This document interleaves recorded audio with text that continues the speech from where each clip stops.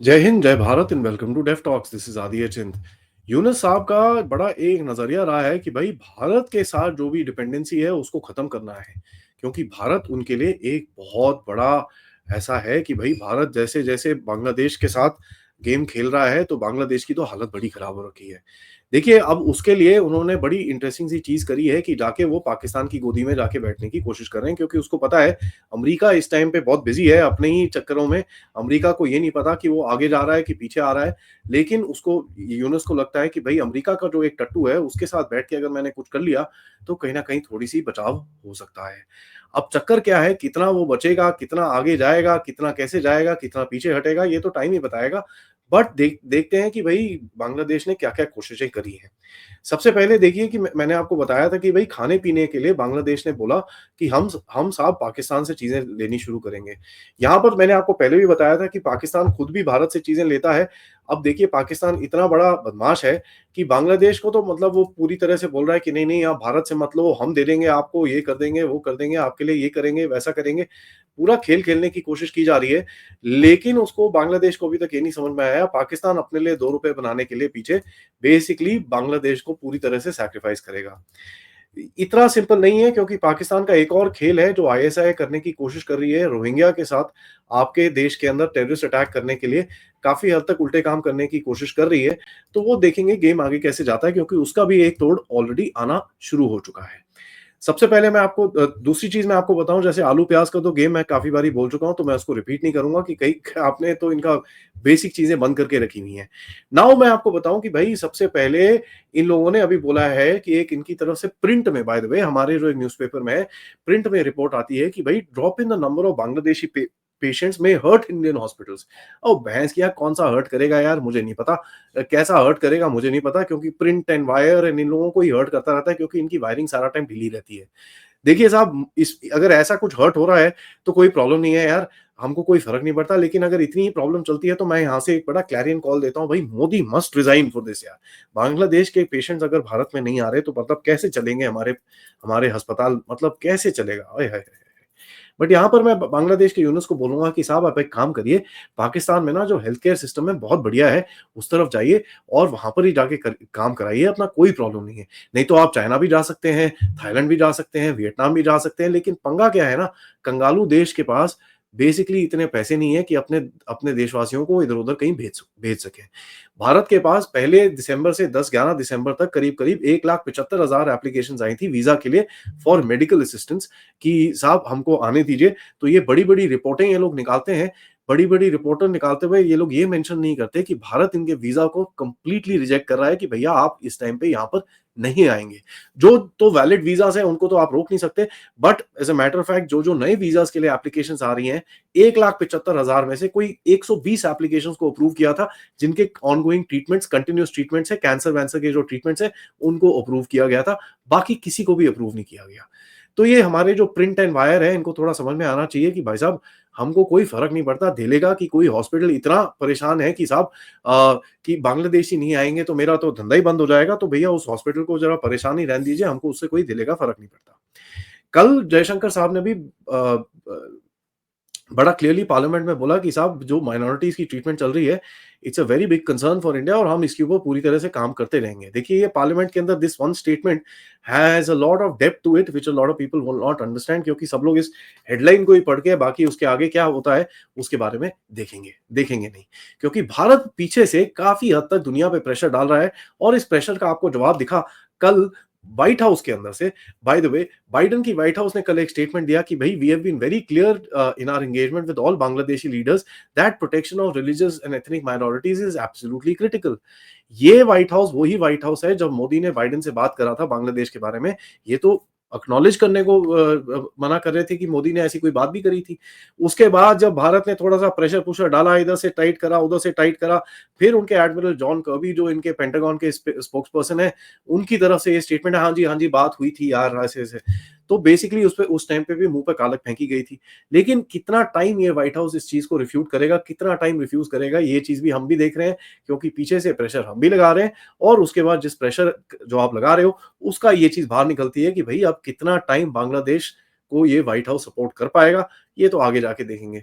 क्योंकि देखिए white house भी बदलने वाला है, व्हाइट हाउस पूरी तरह से कोशिश कर रहा है इस टाइम पे बाइडेन की एडमिनिस्ट्रेशन और गहरे राज्य के जितने भी टट्टू हैं, वो पूरी तरह से कोशिश कर रहे हैं किसी ना किसी तरह से बांग्लादेश को कुछ ना कुछ फाइनेंशियल असिस्टेंस दी जाए। अगर आप देखें उसके अंदर जो कल एक न्यूज़ आई कि बड़ी इंटरेस्टिंग सी न्यूज़ आई, कहते हैं कि भई आईएमएफ की तरफ से ऑफर किया जा रहा है बांग्लादेश को लोन $2 बिलियन का। बांग्लादेश बात कर रहा था 1 से $1.5 बिलियन का, लेकिन आईएमएफ की तरफ से रिपोर्ट आया कि हम आपको ऑफर करते हैं सर $2 बिलियन आप ले लीजिए।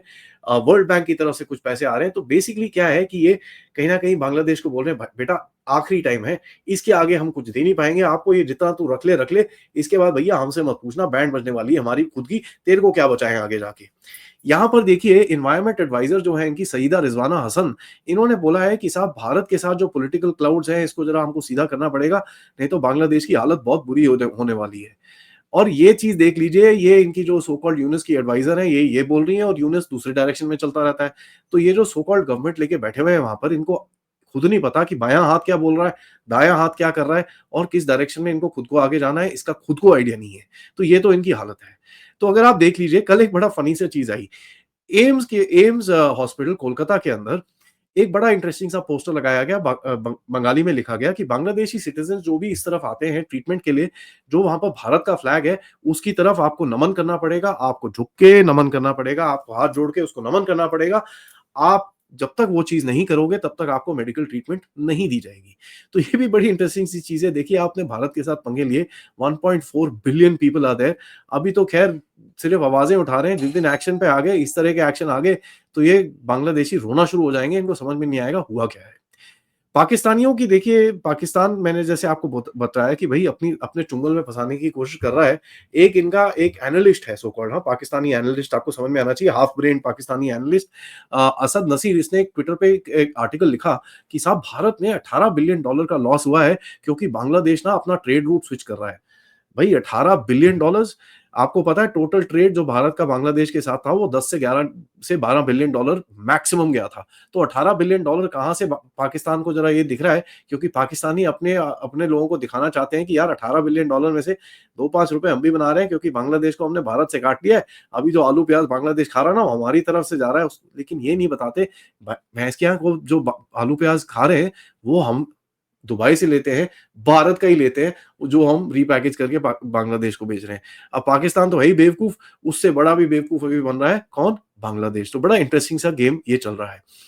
देखिए यूरोपियन कंट्रीज को बांग्लादेश बड़े टाइम से बोल रहा है कि यार आप देखो हमको भारत घुसने नहीं दे रहा, हमको वीजा करने के लिए आप अपने ना वीजा सेंटर को कहीं पे इधर-उधर डालो यार, बांग्लादेश में लेके आओ। यूरोपियन कंट्री बोलते हैं ना, ना, ना, ना, बांग्लादेश में नहीं लेके आएँगे हम लोग। आप एक काम करो वियतनाम चले जाओ। अब कहाँ से जाएँगे भई वियतनाम? पैसे है नहीं इनके पास, कहाँ से जाएँगे? आप एक-एक बंदा जो यूरोप में पढ़ने जाना है, वो पहले तो चुपचाप कोलकाता आता था बस से, बस के बाद एक ट्रेन में बैठता था, वो 2 500 ₹600 की टिकट, ₹1000 की टिकट लेके दिल्ली पहुँच जाता था, अपना वीज़ा-वूज़ा करा के वापस चले जाता था। तो टोटल खर्चा उसका होता था 2-3 हज़ार रुपए का, ट्रैवल ट्रैवल के अंदर, स्टे के अंदर 3-4-5 हज़ार रुपए मैक्सिमम। अब उसको लगते हैं 20-25 हज़ार रुपए। पहले तो वियतनाम का वीज़ा लेना पड़ता है, फिर एयर टिकट लगती है, ये करते हैं। तो बांग्लादेश के जो सिटीज़न्स हैं, उन्होंने यूनुस के ऊपर प्रेशर डालना शुरू करा है कि साहब ये क्या किया आपने? भारत के साथ आपने झगड़े तो कर लिए, लेकिन भारत हमको अंदर नहीं घुसने दे रहा। वीज़ा रिस्ट्रिक्शन इतने ज़बरदस्त लगा रखे हैं। भैंस क्या है, वहाँ तो वो मेडिकल टूरिज्म के लिए वीज़ा नहीं दे रहे, तो हमको वीज़ा आप क्या सोचते हो हमको यूरोपियन वीज़ा लगाने के लिए भारत देगा? तो ये भी इनके चक्कर हो रखा है। देखिए उसके बाद लेकिन जो सबसे बड़ा बड़ा इंटरेस्टिंग सा गेम चल रहा है कि साहब बांग्लादेश में जितने भी ये जितना भी उल्टे-सीधे काम कर रहे हैं, इसके बारे में मैंने आपको बताया था कि भई ये जो पूरी इनका जो गारमेंट सेक्टर है, ये पूरी तरह से वाट लग चुकी है इसकी।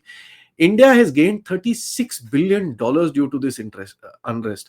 तो पाकिस्तानी जो एक वो वेट ड्रीम के साथ बैठे हैं $18 बिलियन का, ज़रा ठीक है, अगर वो 1 सेकंड के लिए मैं मान लूँ $18 बिलियन का लॉस है, लेकिन $18 बिलियन का प्रॉफिट भी हमको हो रखा है, क्योंकि बांग्लादेश की पूरी गारमेंट सेक्टर को हम ऊपर से उठा रहे हैं।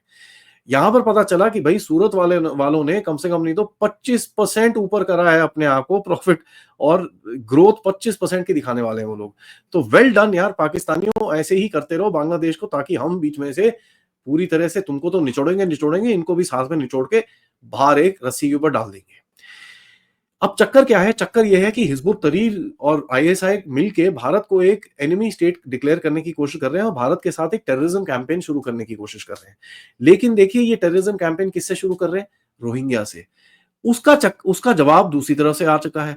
दूसरी तरफ से जवाब कहाँ से आया है? अराकान आर्मी की तरफ से। अभी पता चला कि भई अराकान आर्मी ने पिछले 1-2 दिन के अंदर कि भई जितना भी एरिया था, जो बांग्लादेश का बॉर्डर था, उसको पूरी तरह से कैप्चर कर रखा है। अराकान आर्मी एक बुद्धिस्ट आर्मी है और they are dead against these Rohingyas. तो बिल्कुल भी उनको ये पसंद नहीं है। तो अब बोल रहे हैं कि भई यहाँ पे भी राह की साजिश हो रखी है। तो यहाँ पर मैं एक ही चीज़ बोलूँगा, भाई क्यों ना हो? आप अगर उल्टे काम कर सकते हो, तो भारत नहीं कर सकता? दुनिया भर में इस टाइम पे प्रॉक्सी वॉर चल रही हैं, तो क्या भारत ये प्रॉक्सी वॉर नहीं खेल सकता? पहले भी मैंने आपको बोला था कि साहब भारत का जवाब आएगा, सही टाइम से आएगा और जब आएगा ये लोग रोएँगे। तो अराकान आर्मी की जो एक्टिविटीज़ हैं, ये बड़ी इंटरेस्टिंग है। कई लोग बोलते हैं Arakan army is backed by the Chinese and this and that, वो शुरू में था, लेकिन आप ये चीज़ याद करिए अराकान आर्मी वही आर्मी है जो आपका सुतवे पोर्ट को प्रोटेक्ट करती है, आपके इंटरेस्ट को प्रोटेक्ट करती है और आपके साथ बाय द वे नवंबर में आपके ऑफिशियल्स के साथ उनके रिप्रेजेंटेटिव्स ने आके यहाँ पर मीटिंग करी थी।